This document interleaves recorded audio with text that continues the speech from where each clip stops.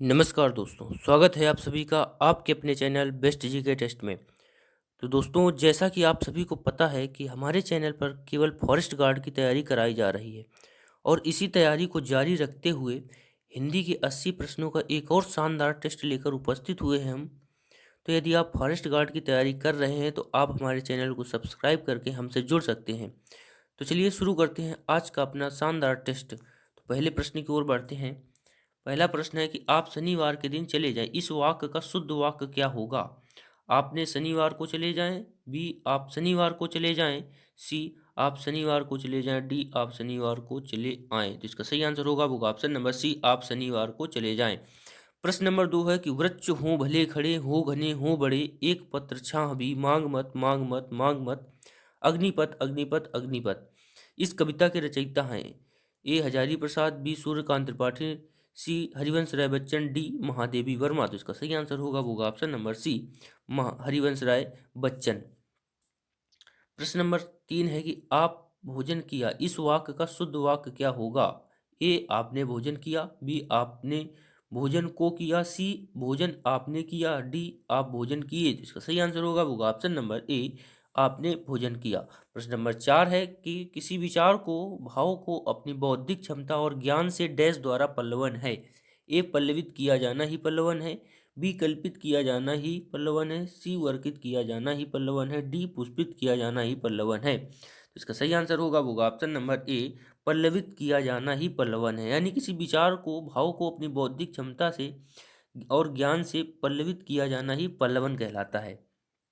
वहीं प्रश्न नंबर 5 देखें तो पूछ रहा है कि छंद का नाम बताओ। प्रेम नेम हित चतुरई, जे ना विचारत नेकुमन, सपने ना विलंबन, छिन तिग हिग आनंद आनंद घन। तो इसका सही आंसर होगा ऑप्शन नंबर सी, उल्लाला। उल्लाला इसका सही आंसर होगा उल्लाला। उल्लाला में 13 मात्राएं होती हैं, 10 मात्राओं के अंतर पर एक लघु होना अच्छा होता है। दोहे के विषम चरणों से एक उल्लाला छंद बनता है।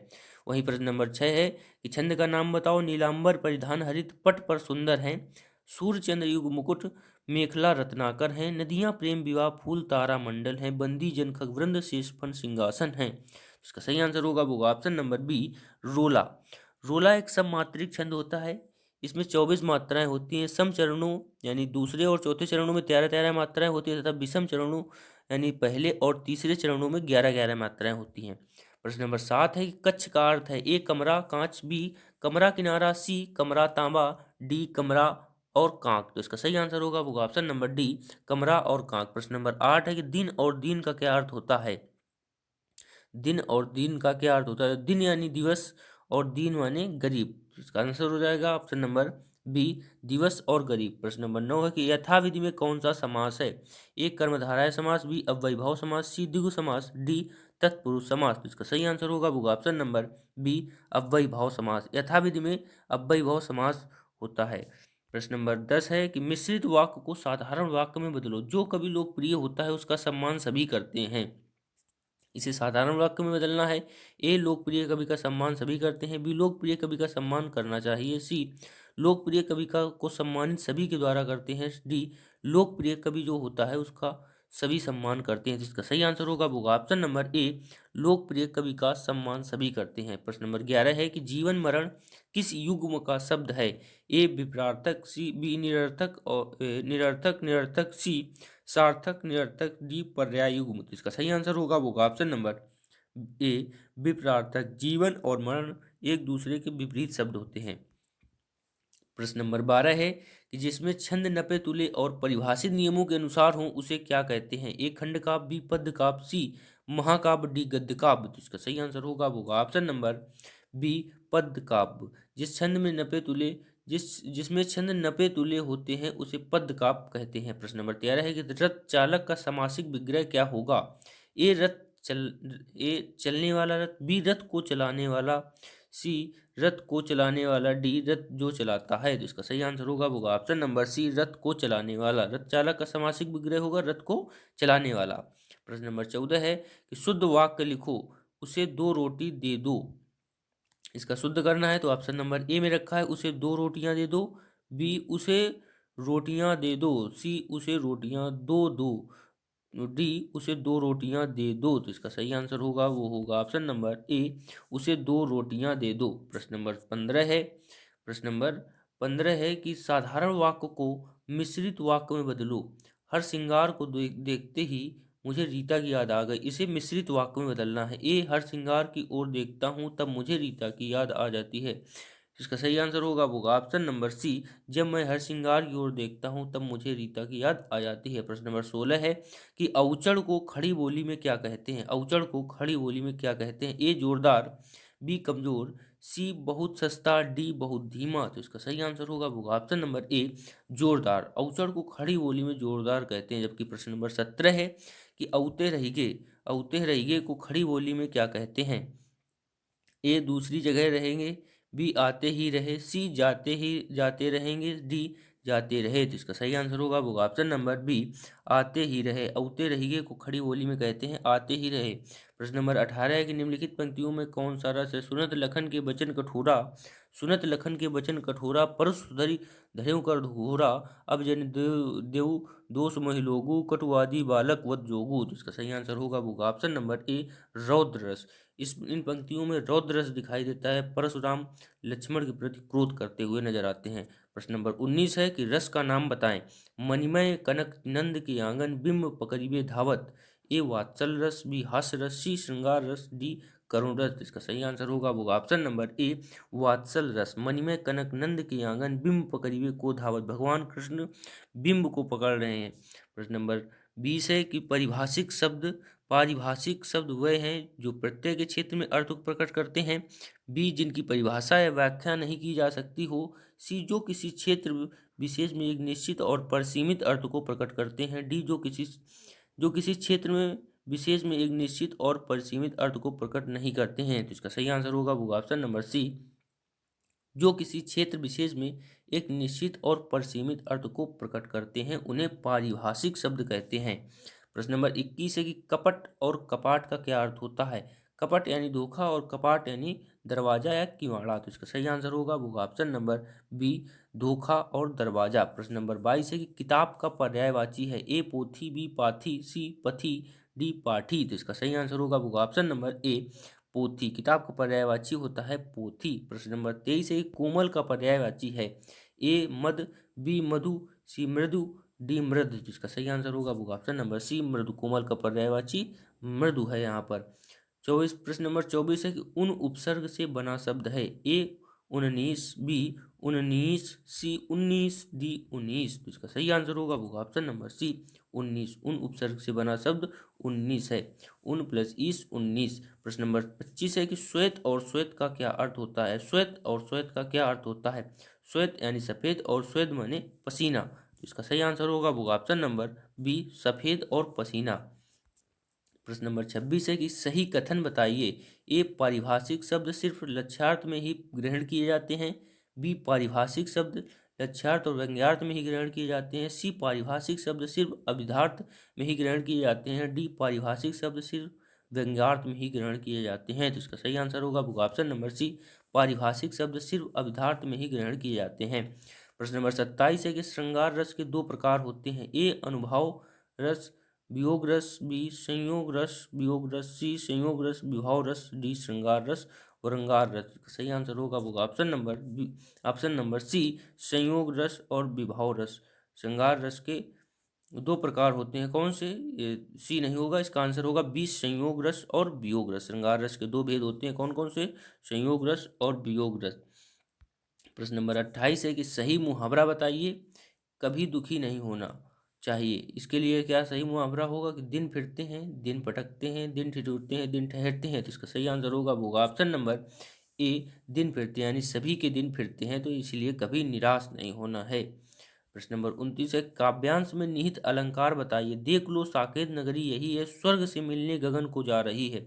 ए, अतिशयोक्ति अलंकार, बी, श्लेष अलंकार, सी, रूपक अलंकार और डी, अन्योक्ति अलंकार। तो इसका सही आंसर होगा वो ऑप्शन नंबर ए, अतिशयोक्ति अलंकार। देख लो साकेत नगरी यही है, स्वर्ग से मिलने जा रही। अतिशयोक्ति अलंकार में बातों को बहुत बढ़ा चढ़ाकर बोला जाता है, जैसे कि इसमें बोला गया है, देख लो साकेत नगरी यही है स्वर्ग से मिलने जा रही। तो ऐसी कौन सी नगरी है जो स्वर्ग से मिलने जाएगी? प्रश्न नंबर 30 है कि काव्यांश में निहित अलंकार बताइए। स्वार्थ सकृत न श्रम वृथा, देख विहंग विचार, बाज पराए पानी पर, तू पंचन न मार। ए श्लेष अलंकार, बी रूपक अलंकार, सी अन्योक्त अलंकार, डी उपमा अलंकार। तो इसका सही आंसर होगा वो ऑप्शन नंबर सी, अन्योक्त अलंकार। प्रश्न नंबर 31 है कि पल्लवन प्राय प्रसिद्ध डैश काव्य पंक्ति आज का किया जाता है। तो इसका सही आंसर होगा वो ऑप्शन नंबर बी, सूत्र मुहावरे लोकोक्ति। पल्लवन प्राय सूत्र मुहावरे लोकोक्ति काव्य पंक्ति आज का किया जाता है। प्रश्न नंबर 32 है कि आँच का अर्थ है, ए आग लपट बीमारी, बी गर्म लपट लंपट हानि, सी गर्मी लपट हानि, डी गर्मी आंचल हानि। तो इसका सही आंसर होगा वो ऑप्शन नंबर सी, गर्मी लपट हानि। ये सब एक ही जैसे शब्द हैं, इसलिए आँच का अर्थ होंगे गर्मी लपट और हानि। प्रश्न नंबर 33 है कि सुग्रहिणी कहाँ से प्रकाशित हुई है? सुग्रहिणी कहाँ से प्रकाशित हुई थी? ए रतलाम, बी शिवपुरी, सी जबलपुर, डी शहडोल। तो इसका सही आंसर होगा वो ऑप्शन नंबर ए, रतलाम। सुग्रहिणी पत्रिका रतलाम से प्रकाशित हुई थी। प्रश्न नंबर 34 है कि चौराहा का समासिक विग्रह क्या होगा? ए चार राहों का हार, बी चार राहों का समाचार, सी चार राहों का समाहार, डी चार राह। तो इसका सही आंसर होगा वो ऑप्शन नंबर सी, चार राहों का समाहार। प्रश्न नंबर 35 है कि चाल चलन किस युग्म का शब्द है? ए विप्रार्थक, बी निरर्थक, बी निरर्थक निरर्थक, सी सार्थक निरर्थक, डी पर्याययुग्म। जिसका सही आंसर होगा वो ऑप्शन नंबर डी, पर्याययुग्म। चाल और चलन एक जैसे शब्द हैं, इसलिए ये पर्याययुग्म में आएंगे। प्रश्न नंबर 36 है कि संयुक्त वाक्य को सरल वाक्य में बदलिए। उसने कहा और मैं मान गया। इसको सरल वाक्य में बदलना है। उसके कहने से मैं क्यों मानूं, बी उसके कहने से मैं मान गया, सी मैं मान गया उसके कहने से, डी जैसे ही उसने कहा वैसे ही मैं मान गया। जिसका सही आंसर होगा वो ऑप्शन नंबर बी, उसके कहने से मैं मान गया। प्रश्न नंबर 37 है कि यह किसका कथन है? कविता से मनुष्य भाव की रक्षा होती है। ए प्रताप नारायण मिश्र, बी हजारी प्रसाद द्विवेदी, सी महादेवी वर्मा, डी आचार्य रामचंद्र शुक्ल। तो इसका सही आंसर होगा ऑप्शन नंबर डी, आचार्य रामचंद्र शुक्ल। कविता से मनुष्य भाव की रक्षा होती है, यह कथन आचार्य रामचंद्र शुक्ल ने दिया था। प्रश्न नंबर 38 है कि इस वाक्यांश के लिए एक शब्द बताइए जिसे गिना ना जा सके। जिसे गिना ना जा सके, इसके लिए एक शब्द क्या हो सकता है? ए अगिनत, बी अनगिनत, सी अनगिनत और डी अनगिनत। इसका सही आंसर होगा वो ऑप्शन नंबर डी, अनगिनत। ये शुद्ध और अशुद्ध के फॉर्म में दिखाई पड़ रहे हैं, इसलिए ऑप्शन नंबर हो जाएगा डी, अनगिनत। प्रश्न नंबर 39 होगा कि इस वाक्यांश के लिए एक शब्द बताइए जिसे वाणी व्यक्त ना कर सके। ए अनिर्वचनी, बी अनिर्वचनी, सी अनिर्वाचनी, डी अनिर्वचनी। तो इसका सही आंसर होगा ऑप्शन नंबर डी, अनिर्वचनी। प्रश्न नंबर 40 है कि सरल वाक्य को संयुक्त वाक्य में बदलिए। वह पढ़ने के अलावा अखबार भी बेचता है। इसे संयुक्त वाक्य में बदलना है। तो इसके ऑप्शन जो रखे हुए होगा, वह पढ़ता है और अखबार भी बेचता है, बी पढ़ता भी है और अखबार भी बेचता है। तो इसमें दो बार भी आ रहा है। नंबर सी है, जबकि वह पढ़ता भी है फिर भी अखबार बेचता है, डी पढ़ने के साथ वह अखबार भी बेचता है। इसका सही आंसर होगा वो ऑप्शन नंबर ए, वह पढ़ता है और अखबार भी बेचता है। प्रश्न नंबर 41 है कि गौड़ का विलोम शब्द है। ए गुण, बी निर्गुण, सी निर्गुण, डी मुक्। तो इसका सही आंसर होगा वो ऑप्शन नंबर डी, मुक्। गौड़ और मुक् एक दूसरे के विलोम शब्द हैं। प्रश्न नंबर 42 है कि गम का विलोम होगा। ए ठंडा, बी अगम, सी निर्गम, डी निर्गम। तो इसका सही आंसर होगा वो ऑप्शन नंबर ए, गम का विलोम अगम होगा। प्रश्न नंबर 43 है काव्य रूपों में दृश्य काव्य है। काव्य रूपों में दृश्य काव्य नाटक होता है।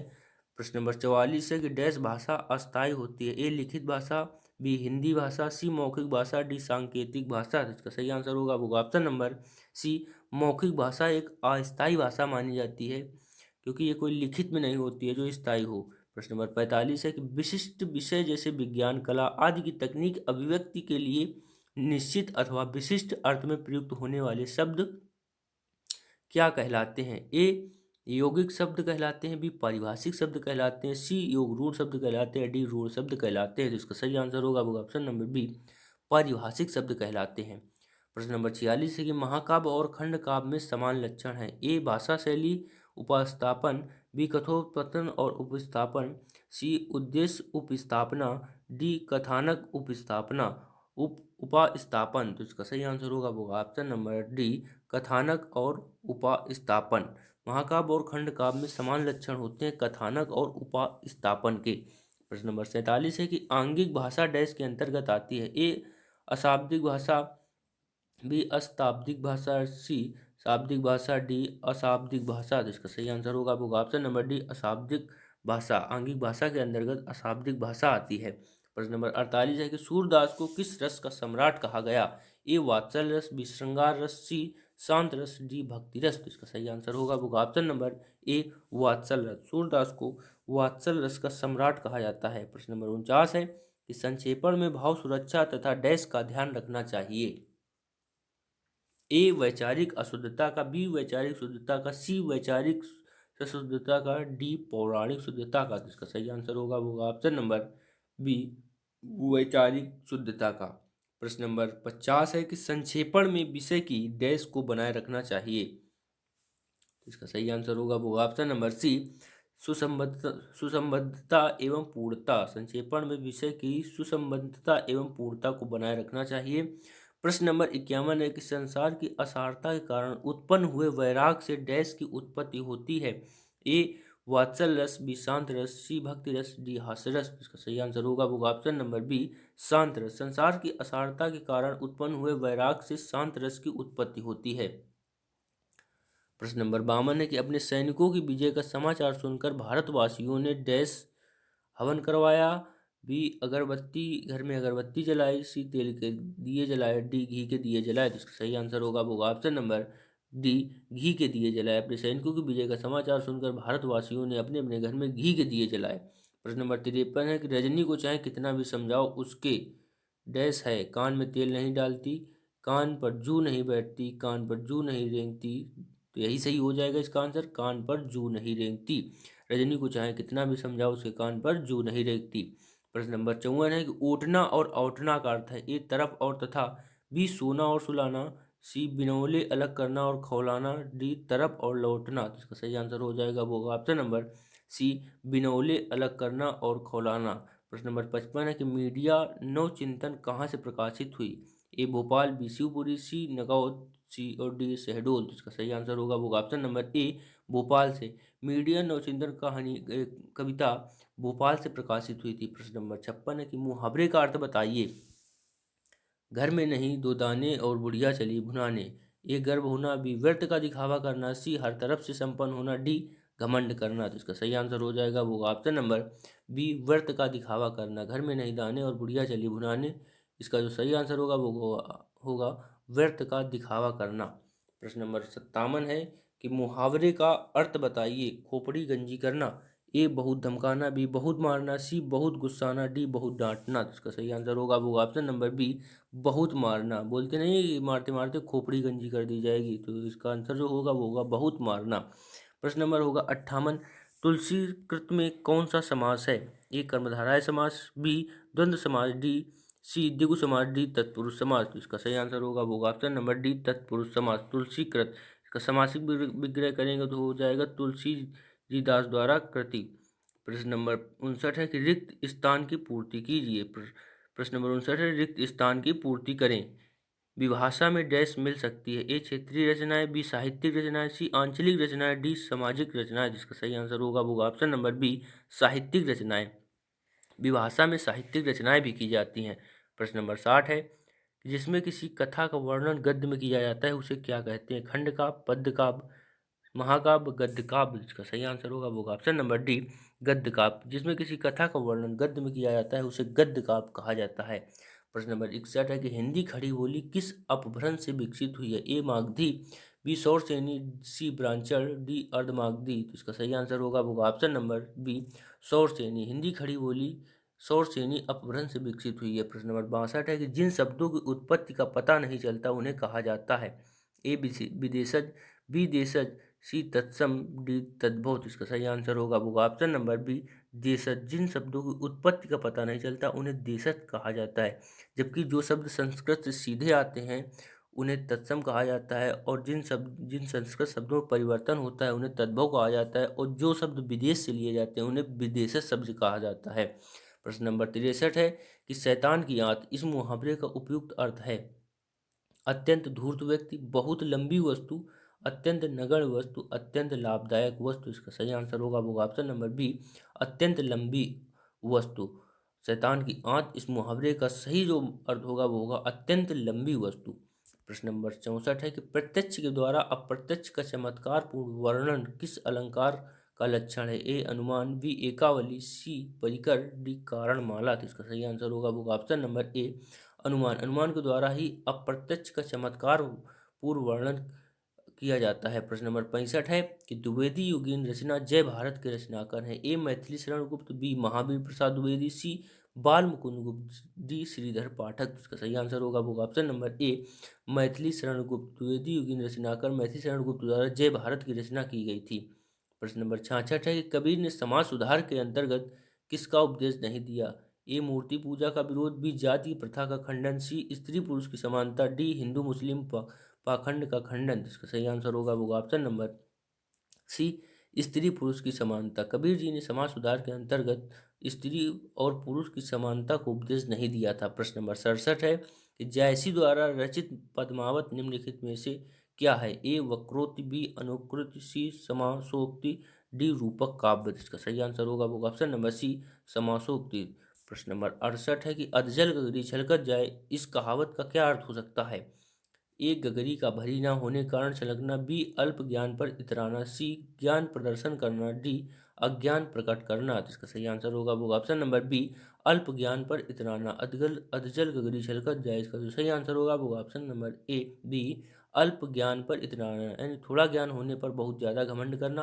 प्रश्न नंबर 69 है कि मनोयोग शब्द किस संधि से बना है। ए वृद्धि संधि, बी अयाद संधि, सी व्यंजन संधि, डी विसर्ग संधि। इसका सही आंसर होगा वो ऑप्शन नंबर डी विसर्ग संधि। मनोयोग शब्द यानी मनः प्लस योग विसर्ग संधि से बना हुआ है। प्रश्न नंबर 70 है कि निम्नलिखित में से कौन सा युग विपरार्थक है। ए अग प्रग, बी ज्ञानी विज्ञ, सी मयंक मृगांक, डी पादप बिटप। इसका सही आंसर होगा वो ऑप्शन नंबर ए अग और प्रग। प्रश्न नंबर 71 है कि विमुख का विलोम शब्द है। ए अमुख, बी उन्मुख, सी प्रमुख, डी इनमें से कोई नहीं। जिसका सही आंसर होगा वो ऑप्शन नंबर बी उन्मुख। विमुख का विलोम शब्द होगा उन्मुख। प्रश्न नंबर 72 है कि अर्थ की दृष्टि से वाक्य के कितने भेद किए जाते हैं। ए 2, बी 1, सी 8, डी 20। इसका सही आंसर होगा वो ऑप्शन नंबर सी 8। अर्थ की दृष्टि से वाक्य के 8 भेद किए जाते हैं। प्रश्न नंबर 73 है कि चंद्रमौली शब्द किस समाज से बना है। ए बहुब्रीहि समाज, बी द्वंद्व समाज, सी अव्ययभाव समाज, डी तत्पुरुष समाज। इसका सही आंसर होगा वो ऑप्शन नंबर ए बहुब्रीहि समाज। चंद्रमौली बहुब्रीहि समाज से बना हुआ शब्द है। बहुब्रीहि समाज में तीसरा पद प्रधान होता है। प्रश्न नंबर 74 है कि द्वंद्व समास होता है जिसका पूर्व पद प्रधान हो, बी जिसके सभी पद प्रधान हो, सी जिसका दूसरा पद प्रधान हो, डी उपयुक्त में से कोई नहीं। तो इसका सही आंसर होगा वो ऑप्शन नंबर बी जिसके सभी पद प्रधान हो। जिस समाज में दोनों पद प्रधान होते हैं उसे द्वंद्व समाज कहते हैं। प्रश्न नंबर 75 है कि निम्नलिखित में प्रश्न नंबर 75 है कि निम्नलिखित में से कौन सा शब्द तत्पुरुष समास का उदाहरण नहीं है। ए गगनचुंबी, बी पद दलित, सी बलहीन, डी खान पान। तो इसका सही आंसर होगा वो ऑप्शन नंबर डी। इसका ऑप्शन नंबर सी नहीं होगा, इसका होगा ऑप्शन नंबर डी खान पान। खान पान में द्वंद्व समास होगा। प्रश्न नंबर 76 है कि निम्नलिखित में से तद्भव शब्द कौन सा है। ए अमरूद, बी आमदनी, सी ऑफिस, डी अनमोल। इसका सही आंसर होगा वो ऑप्शन नंबर डी अनमोल। अनमोल शब्द तद्भव शब्द है। प्रश्न नंबर 77 है कि अच्छ शब्द का अर्थ नहीं होता है। ए चक्र, बी पासा, सी धुरी, डी ब्रह्मा। जिसका सही आंसर होगा वो ऑप्शन नंबर ए चक्र। चक्र अच्छ शब्द का चक्र नहीं होता है, जबकि धुरी, पासा और ब्रह्म ये तीनों अच्छ के समानार्थक शब्द होते हैं। प्रश्न नंबर 78 है कि जिस विकारी शब्द के प्रयोग से हम किसी वस्तु के विषय में कुछ विधान करते हैं उसे कहते हैं। ए संज्ञा, बी सर्वनाम, सी क्रिया, डी विशेषण। इसका सही आंसर होगा वो ऑप्शन नंबर सी क्रिया। जिस विकारी शब्द के प्रयोग से हम किसी वस्तु के विषय में कुछ विधान करते हैं उसे क्रिया कहते हैं। प्रश्न नंबर 79 है कि विद्यालय में अवकाश के लिए प्रार्थना पत्र किसे संबोधित करके लिखा जाता है। ए प्रधानाध्यापक, बी कक्षा अध्यापक, सी निरीक्षक, डी कक्षा प्रतिनिधि। इसका सही आंसर होगा वो ऑप्शन नंबर ए प्रधानाध्यापक। विद्यालय में अवकाश के लिए प्रार्थना पत्र प्रधानाध्यापक को संबोधित करके लिखा जाता है। प्रश्न नंबर 80 और अंतिम प्रश्न है कि विद्युत आपूर्ति में बार बार आने वाली बाधा को दूर करने के लिए किस प्रकार का पत्र लिखा जाएगा? ए प्रार्थना पत्र, बी निजी पत्र, सी शिकायती पत्र, डी व्यावसायिक पत्र। तो इसका आंसर होगा ऑप्शन नंबर सी शिकायती पत्र। विद्युत आपूर्ति में बार बार आने वाली बाधा को दूर करने के लिए एक शिकायती पत्र लिखा जाना जरूरी होता है। तो यह रहा दोस्तों आज का हिंदी का टेस्ट। यदि आपको अच्छा लगा हो तो आप वीडियो को लाइक करें, और यदि आप चैनल पर नए हैं तो प्लीज़ चैनल को सब्सक्राइब कर लें। धन्यवाद दोस्तों वीडियो देखने के लिए।